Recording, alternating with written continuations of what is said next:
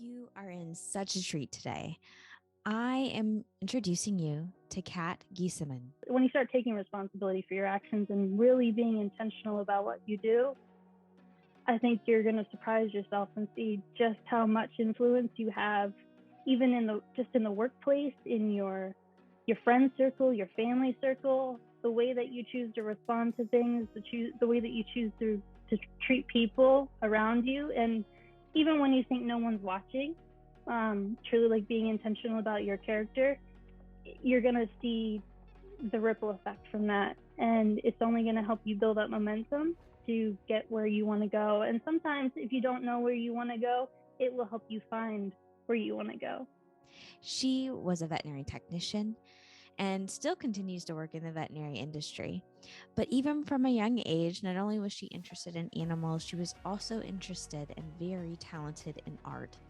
She now creates beautiful pieces of fine art, which you will, this is definitely an episode. If you have not checked out the YouTube channel, go check that out because pictures of her work are spread throughout our conversation.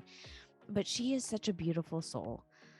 So it goes from her artwork, but down to her very being. She is so wise and leaves us great life tips of perseverance and a very, very beautiful mindset. So I'm very excited to introduce you to Kat. I grew up in Hershey, Pennsylvania, in a little country setting. It was on a farm, but not an active farm. So I grew up like running around in the woods, getting dirty, stuff like that. I spent a lot of time with animals of all kinds, especially reptiles and stuff like that. I have 3 siblings. I'm the oldest of 4. I have 2 brothers and a little sister. So, yeah. The expression on your face is funny. I have a younger brother, so I'm the oldest of the 2 anyway. All right. Okay. Well, that's so Hershey, Pennsylvania. And so what did you are we interested in animals then? I know you said you didn't have an active farm, but did you get to play with a lot of animals then? I definitely did. Even though I didn't live on an active farm, all of my friends did. So I spent a lot of time helping them with the farm chores just so we could hang out. And my life goal was to become a veterinarian. I think if you were to ask anybody in my hometown what Kat, my maiden name then was Haldeman, what Kat Haldeman was up to, they would assume that I'm a veterinarian now or that I would be doing something with the arts because those were my 2 biggest passions forever. It's been that way. I really wanted to be a herpetologist, which a lot of people aren't familiar with that term. It's the study of amphibians and reptiles. And I would, I was such a tomboy as a kid. I would catch so many different kinds of reptiles and learn about them just through the husbandry, like the natural process of taking care of an animal. I was definitely naive in the sense that I would take on animals that I knew very little about, but I was also very particular about making sure that I provided the best that I could for those animals. So if I, a little business I had on the side as a kid, I knew that reptiles were often abandoned. It would be like a purchase that someone made, maybe, I don't know, for Christmas, some young boy wants a snake or a lizard. And so mom and dad get him that. And then like 6 months later, he's bored and doesn't want to take care of it. And so mom and dad are stuck with it. And so often they would end up on Craigslist for free. And so I would take in these reptiles, nurse them back to health, take them to my local vet, who was always like, oh, you can't bring in a cat and a dog, can you? You just have to bring in something that's cold-blooded and really test my skills. So I would do that. And nurse them back to health. I'd really make sure that I learned as much as I could about them, and then I would rehome them. Oftentimes that led to giving them to the local zoo. So I knew that they would be in exceptional care. And I got plugged in with the local zoo, which was the Hershey Zoo, when I was a kid and volunteered a lot with them. And I would do a lot of handling of most of the snakes and small reptiles. I'd be out there public speaking as a kid. Oh, that's awesome. Man, already educating others about reptiles and other animals. I think that's fantastic. Mm-hmm. So, so growing up, this was your interest. Now, what Yeah. what were you thinking, kind of like probably high school, thinking about what you're going to do next? What were you thinking then? I was very lost. I had a lot of different ideas, but all I knew was that I wanted to own my own business. I was fortunate enough to grow up in a family full of small business owners, so that was the lifestyle that I was used to. I never really had I guess, the type of mentorship that most people have from their parents, where they go to work for someone else. So I more so saw the back end of business ownership, and I saw my dad would be the one that would be hiring and firing people and looking for work for his guys. And so that was the type of perspective that I had on a career. And so I wasn't sure what field exactly I wanted to be in. My lifelong goal was to become a veterinarian, but to be honest with you, I didn't feel like I had it in me. The idea of going to school for 8+ years was just so, I really hated high school. I hated sitting still. I have ADD and ADHD. So it was like, oh, if I had to sit through school for 8 more years, forget it. I tried going to community college. I really hated the idea of going into debt. Mm. So I would work while I was going to school and kind of exhausted myself, burnt myself out. I switched majors quite a few times. And I guess it wasn't until I got married, which was at 20, to someone that was 12 years older than me. He's now my ex-husband. But at the time, I really expressed my passion for animals and wanting to get into the vet field. And it seemed practical at the time because it wasn't all on me to be able to fund life. Like, he had a really good job and I was able to focus on school. So I started working as a vet assistant in Northern Virginia, where I moved after I got married. Really fell in love with the industry, fell in love with the field, and started doing school online through San Juan College. When I got through my first year, I realized I definitely wanted to pursue even more and earn my bachelor's degree. And so I found a program in St. Petersburg, Florida for your bachelor's as a vet technician. So I picked up and moved to Florida a year before I knew I would get into that program so that I could earn in-state tuition. Oh, wow. So that was the goal there. So picked up and moved to Florida, which is where I am now. And I continue to work in the field. But in Florida, you don't actually have to have your certificate or your license to work as a technician. There's a lot of on-the-job training that's provided, which has been excellent for me as a hands-on person. I just seem to excel in that area. So much so that I had a couple professors from San Juan College emailing me and being like, "You're jumping ahead. We need you to back it up a little bit. Like, you're making some of the other students stressed out." So Oh. I really felt like I grasped it. But I fell in love with, well, I fell in love with the job, but I think you and I were talking about this a little bit too when we were emailing back and forth, how I was starting to identify myself as just a vet technician or a vet student. Like, I used that job to define myself. And I started to feel like I was burning out.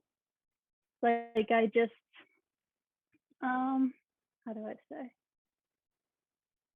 I don't know. I was losing the passion. I didn't feel the same excitement every day that I went to work. I felt like there was a lot of negativity, which I've heard quite a few technicians talk about. And I had some great mentors that were veterinarians that say that if they could go back, they actually wouldn't have gotten their degree. And while I was doing this job and I was going to school, I was also painting on the side because that's something that I love to do. I've just done it my whole life.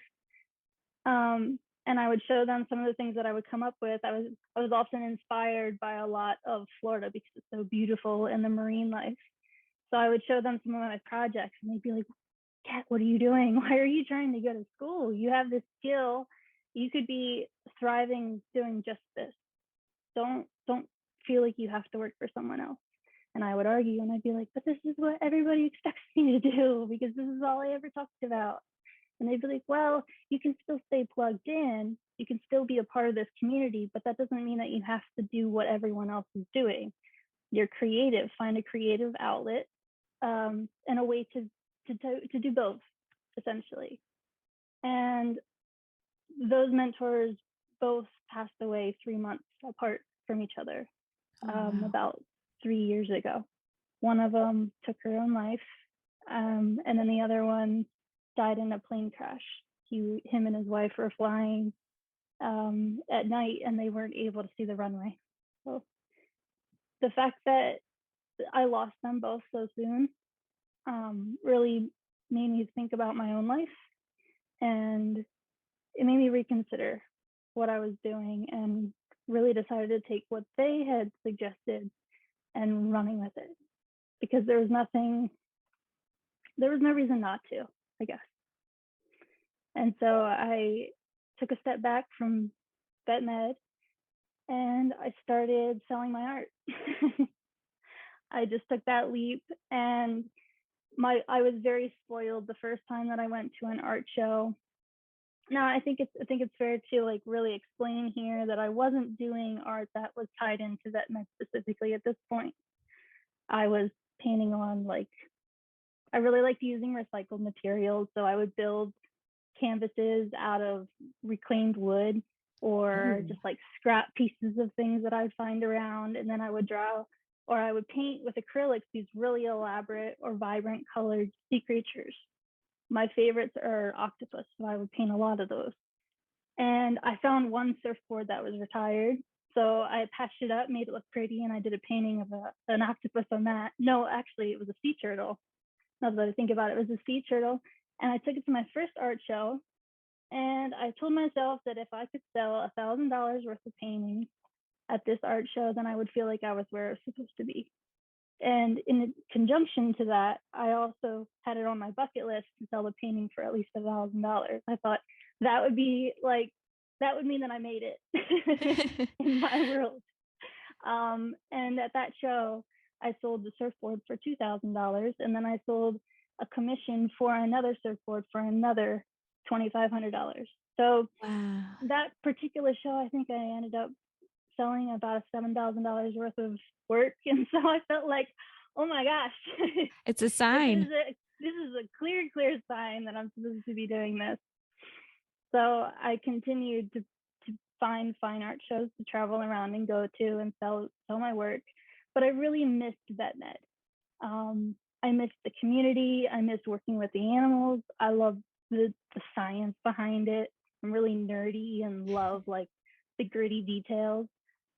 In a very natural way, when COVID hit, my shows kind of stopped, and I had a lot of people requesting murals, which was very outside my realm of. It was just something I wasn't really interested in. And one of the people that requested a mural from me was an animal hospital that I used to work for, actually, where my two mentors had worked. So it was very sentimental to me. So, of course, I accepted because I felt like this is my way of giving back. COVID stopped everything else. What else was I supposed to do? And so I did this mural of, it was a dental anatomy. So it was like the dental chart, open jaw, and like that, with that linear perspective of it. And I painted it in their dental suite, and I posted it on Facebook, and Megan, it went viral. In I like 3 bet. days, I was so overwhelmed. I had so many people messaging me and asking for me to give them a quote to fly out and do a painting for them. I had people in other countries asking me, and I was thinking like, wow, how could I be so fortunate for this type of response? I just wasn't expecting it. Um, so I partnered with a local company to come up with some wall decals and started selling those because it was just not practical to travel around and do all these murals, especially since I wanted to grow and start doing more elaborate designs. And since then, I've made VetMed Designs a brand within my company, Ransom Studios, which is where I do a lot of fine art. People will find the surfboard art or the reclaimed wood and stuff like that. And it's just been a really fun experience because there's no way to feel like I'm doing the same thing over and over again, because I can go through vet med stuff or I can go through like fine art with surfboards and whatnot. So Yeah. it's just been a really wild experience. Yeah, no, I love this. And it's one reason why I really wanted to bring you on and share this your story. Just like you said, I also hear a lot of people who are in the profession and are, starting to ask questions about, what's next for me, or what do I really want to do next. And I love that you were able to um, find good mentors. I hear that as a consistent theme is finding good people to support you and kind of guide you. Maybe sometimes it's just listening, right? And then just kind of adding in a little bit here and there. And I hate that you lost them. And unfortunately, that's all too common in our profession as well. Which is why we want to tell your story, is to show that you really can do some amazing things that highlight your skill and your interest, and you are bringing so much wonder and joy to people through your art, and now in your story on top of that. So, what have been some of the big lessons you've learned being kind of transitioning from vet to artist to kind of both? What are some of those lessons you've learned so far? Well, to be honest with you, there were some major ups and downs. There was that initial transition wasn't as smooth as it may have sounded. I would not have wanted. I didn't want to leave the animal hospital that I was working at. I was actually let go for reasons that weren't due to my work ethic or my skill set. I think there was a little bit of drama there, and it was a drama-free area. I wasn't honestly aware of anything that was going on, and there was some speculation afterwards, but I didn't. That wasn't. I wasn't interested in that. I was like thinking big picture, and I had a lot of respect for the owner, the practice owner. I still do. We're still good friends. And I thought, if I was in his position, would I have let me go too? And I think with what little he knew about the situation and what was presented to him, I probably would have. So I didn't hold it against them. So I continued to promote them. I recommended them to everyone I knew, because in my heart, I really believe that they are the best animal hospital in the area. And I continued to go to my coworkers' celebrations. Like, there were a couple weddings that followed that. I went to all of those. The Christmas party I was invited to. Oh, So I still took my pets there too. And I think there was a little bit of awkwardness in the beginning, because that's not typically how someone would respond to being fired from their employee. I think there might have been some. They were wondering if there was some passive aggressiveness, and I felt a little disheartened by that, kind of like, don't you know me better than that type of thing. But I really wanted to keep it to myself, and I thought this is an opportunity to show that it's really important to respond to situations rather than reacting. Sure, I was mhm. hurt, sure, I was upset, but it's not the end of the world. And at the end of the day, like, it's going to be for the best. In my mind, at that particular time, I had no idea what that looked like. I thought, oh no, I got fired from the best animal hospital in the area. What am I going to do? Nothing's going to be better than this. But I think just by taking a second to really digesting that, no matter what happens, there's always a positive outcome if you allow yourself to reflect on the situation and truly respond. And then to be intentional about your response. And I choose to always respond in love. So no matter what it is that I'm doing, I just want people to see to see my reaction towards situations, and just feel like it's very authentic, very genuine, and that it's with the best of intentions. I never want to hurt anybody. I would never want to hurt anything. And so I guess that type of mentality really helps the transition, because it allowed for me to maintain that relationship with the practice owner, so that he would invite me to come do this mural. And I continue to do more work for them. At one point, he actually asked if I'd come back and be a technician, but at that point, I just fell in love with being a business owner, and it wasn't for me anymore. But Yep. I just, I really want to emphasize, if there was anything that I want anybody to take away from my story, it's that, is that if there's a situation that seems like it is the end of the world, like, I could have looked at that and thought my career is over as a vet tech. Like, this is God, this is the universe telling me this is not for me. But really, I chose to see it as an opportunity for a different outlet. And that whole incident happened only a few months before I lost those two mentors. Oh, wow. So that transition kind of, I wish they would have been around to see where I am now and to see what I've come up with and how it all ties together. But I believe that they know. I believe they're up there watching me and being like, yes, you did it finally. It's about time. But I do think a lot about what they taught me, and it is really important, I think, to have those mentors, to listen a lot to what other people have to say. I have certainly failed many times, but I almost enjoy the hardships and the mistakes because every lesson costs something. And if it's going to cost me, if I invest in a product and it doesn't work out, the lesson was whatever that product cost. I mean, it's not going to cost me my life. Well, I guess it could if I chose not to move forward with taking risks. You could be stuck in a situation where you feel burnout, and I just choose not to do that. Transitioning into the creating your own business, did you find mentorship, maybe your parents, since they were entrepreneurs as well, who kind of helped you on that part of your career path? I really love talking to people. Um, I love listening to different podcasts. Early on as a kid, I wish I could say that my parents were um, the best mentors, but I hope they don't listen to this podcast. You're fine.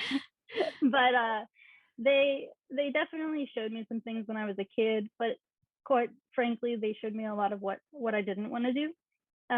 But my dad's dad was an excellent business owner, and he tried and failed many things, but also tried and succeeded at a lot of things. So even though I couldn't talk to him about some of those experiences, he didn't feel like he was a very good teacher. And he wasn't very good at the whole communicating thing. So in that sense, like, he wasn't the best mentor, but by observing what he did, I learned a lot. He also referred me to a lot of really great books. Like, I started reading Rich Dad Poor Dad very young. I read it multiple times. I highly recommend that everybody and their brother reads it. I keep multiple copies so I can give it away. Oh, But finding those resources, knowing what it was that I wanted, it was I was willing to take the risk and just jump in and figure it out as I go. Because I thought there's there wasn't really anyone doing what I was doing that I knew. Until I started doing it, I found people along the way that were great mentors. Like, doing fine art, I ended up coming across some people that had been doing it for decades, and they were more than happy to share some concepts with me. But I also learned through some mistakes that not every artist is the same, not every business is the same. So while some concepts might work for one business owner, they don't work for me, and might not work for someone else. So it's a lot of trial and error. And I mean, I've been really blessed. I've really come across some incredible people that maybe share in, they see how passionate I am about what it is that I want to do, and they see the direction that I'm taking it, and they're more than happy to be available to me as a resource in some shape or form, whatever capacity they can be, I guess. yeah. No, I love that. And I think that's such a good message that maybe we don't talk about enough, is that don't wait for a mentor to necessarily take the first step either. And that a lot of times they will come along the way. So I love that aspect of it. You were brave enough to go ahead and start working on it. Now, After we officially stopped our conversation that was supposed to be recorded, Kat really gave a lot of great business advice that I wanted to make sure to put into the podcast. So, this is when we were talking about her business tips and things that she's learned along the way. By taking things on in a perspective of like, one day I want to teach this to somebody, it made it more permanent and ingrained in my mind, the way that I handled the situation. And I record everything. I try to write things down because I'd love to write a book someday. If you do go into a business or you do go into that transition, it's so cool to see it documented, and not just the lows. Like, it might seem pretty cheesy to have a diary or a journal, but I really think it's so important to record like the different seasons of your life, even if it's not a daily thing, if it's just like quarterly or monthly or whatever, just to be like, this is where I'm at right now. And then it makes getting through hardships a lot easier. And then it also makes decision making as a business owner a lot easier later on, because you're like, oh, I've gone through this before. I know I did something similar to this, or this reminds me of that one time when I had to go through this. And so it's nice to have that. So if there's anything I would recommend, it's like writing things down. When I started doing art shows, I didn't know who my target market was. And this was before I even read the book that I'm going to suggest to you. And one of the biggest things that she talks about is finding your target market and knowing exactly who that is. And so I took this little book with me, and if I would have a conversation with someone, whenever they would come into my booth, I would record male, female, like simple demographics, general age range, and then if they were a browser, if they were a buyer. And then if people would follow up with me after the show and commission something, I would want to record like little things about that too. Like, I could look back and see that name and see that demographic. And so collecting that data,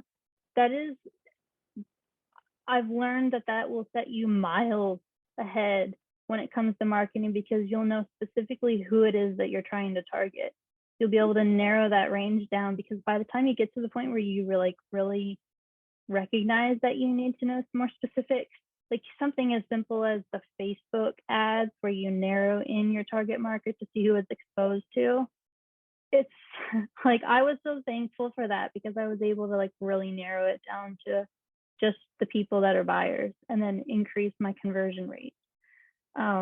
So start that early. It's kind of like a 401k, where it's like the earlier you start, the better type of thing. You're going to get so much more of a reward later on. And at the time, like, people that saw me documenting it were just teasing, because they're like, what is that going to do for you? Or that's cute that you're doing that. But now they see how much it's affected me, and they've started doing it themselves. They're like, oh, I wish I would have done that earlier. So teach your own. Yeah. Well, no, I mean, that just goes to show a little bit of go with your gut. And if somebody gives you a hard time for it, don't take it personally. Don't, let it really stop you. Because often in the future, we find out that those little details, like you're good at, you talking about in vet med, you like the details, really starts to pay off in the end. And it's a lot like in vet med, where it's like little cases. When I was a technician, I would document some of those weird cases where it was like, you just didn't know what the outcome was going to be, but the symptoms seemed so vague. And there were so many times that one of my mentors, he was in practice for 60 years. And because I had this little notebook with these documented like oddball cases, I could refer back and be like, hey, Dr. Partridge, remember this case right here? Fluffy needed this. It's also really fun as a business owner just to see how like recording information, it's just so important, that data. I can't stress that enough. So what are you most excited about? Like, when you're excited to wake up in the morning, what are you most excited for? Oh, there's just so many opportunities. There's so many ways that I've seen the way that my business plan has morphed over the years. The more experience I get, the more I learn, the more I realize I don't know. And it's just like every little bit that I add, or every little experience that I add to my portfolio, I tweak the plan just a little bit. And I would love to be able to contribute and be able to give back to people and be that person that could be a mentor to somebody. I love helping others try to get where they're trying to be, whether it's in vet medicine or it's in fine art, just trying to be a support, like just a cheerleader for somebody, honestly. And there for a while, I actually thought that I would take my business in the direction of trying to uplift other artists and like be a platform for them, but I didn't want to be something like another Etsy or just somewhere where people can sell stuff. I actually wanted to plug people in with a mentor and get them to see the business side of things, because I think there's a lot of creative people. They either have the business sense or they have the creative sense, and it's not very common that you have both. So that's where the term starving artist kind of comes from, is like we're all about creating, but they don't really have the organization and such. And I've come across a lot of creative people in the veterinary profession. I feel like it's an outlet for them to create on the side, whether it's jewelry or painting or drawing. Some people enjoy writing or even writing music. And I just there at one point in time I thought that would be it, that would be the outlet. But now I've come across more people that are in all walks of life that just need support and some sort of encouragement. And so I guess every day I look at the opportunity to lift someone else up. And if it's through my art, if it's through what I've learned in business, I look forward to the opportunity to engage with new people and to share what I've learned, share what I've experienced, to share where I've failed, in hopes of like maybe helping them avoid some of the failures that I've run into. Just being a little helpful, I guess. Oh, I completely relate to, just wanting to help people. Any last minute tips or pieces of advice? You have the mic. So what would you like to tell our profession? I guess this is such a hard one, because I know you sent a couple of examples, and I was like, oh, geez, what could I really say that would really motivate people? But when I really think about it, I think the heart of it is just to be intentional. Be intentional about what it is that you want to, what you're doing, even the most minute actions throughout the day. Take control of your attitude when you respond to a situation. Really make sure that you're thinking like long term. How is this going to affect me? How is this going to affect the people around me? It's really easy to fall into just getting by life, just like sometimes letting emotions take control of your decisions, or maybe just thinking that what you're doing doesn't matter. But when you start taking responsibility for your actions and really being intentional about what you do, I think you're going to surprise yourself and see just how much influence you have, even in the workplace, in your friend circle, your family circle, the way that you choose to respond to things, the way that you choose to treat people around you. And even when you think no one's watching, truly like being intentional about your character, you're going to see the ripple effect from that. And it's only going to help you build up momentum to get where you want to go. And sometimes if you don't know where you want to go, it will help you find where you want to go. There is so much wisdom in that. So thank you. What are you most excited about for your future? Like, I know you said you're constantly tweaking your business plan, but do you Yeah. have anything exciting on the horizon for you? Um, well, I have a lot of ideas for my business. I'm finally getting to connecting both fine art and vet med art on my website, and establishing the brand of vet med designs. Um, it's really hard for me as one person to do both, but I think that I'm starting to get the ropes on both and pursue both of them. I'd love to be able to become more plugged into the vet community. I partnered with the Animal Hospital Association, or yeah, American Animal Hospitals, AHA. Uh-huh. Yeah. Yeah, they're a distributor of some of my products. So I'd love to get connected with more organizations and programs like them. I've had some of my work go overseas. I've got some of my products in Australia, the UK, and some countries like Canada. So I'd love to see more of that happening across the world, not just in vet medicine, but also in some of my fine art as well. I'd like to just see how far this goes. I guess I'm looking forward to that. In short, Yeah. I'm looking forward and seeing just how much I can do and what the possibilities are. We'll definitely make sure to put links to your website and ways for people to reach out to work with you, hopefully. So I just have a few kind of rapid fire questions to wrap us up. Nothing too crazy, don't worry. Okay. But what is one thing on your bucket list that you'd like to do? Oh, it's funny. I actually have a book of bucket list items, Ooh. but I would like to go skydiving, but not just, I don't want to go skydiving in the US. I want to go skydiving in another country and that be my first experience skydiving. People say I'm crazy for doing that, but I think it would be awesome to go skydiving in Africa, somewhere Oh, over the safari. I think it would be amazing. that would be cool. I love Africa. I'm terrified of the thought of jumping out of a plane. So good for you. Make sure you have a camera and take every moment in. Yeah, right. Awesome. What is a simple moment that brings you joy? Oh man, my dog. Oh, Anything that my dog does, he's my life. My company is called Ransom Studios because it's named after my dog. His name is Ransom. Um, my friends joke that he's my emotional support animal, and for the sake of getting into an apartment, the apartment told me to make him register as an ESA, which I think is a whole silly thing. But they joke that it's like an official thing. Like I really can't survive without him because he brings me so much joy. There's just oh, little moments, his little quirks. He whines a lot because he's a German Shepherd, but there's just something about the moments with him that he's just really incredible. We don't deserve dogs. oh, I Really love don't. that. Yeah, no, that's so funny because I get a lot of those responses is something about Yeah. our pets, and there is something just very special about the human animal bond. I love that. Mm-hmm. Yeah, absolutely. Yeah.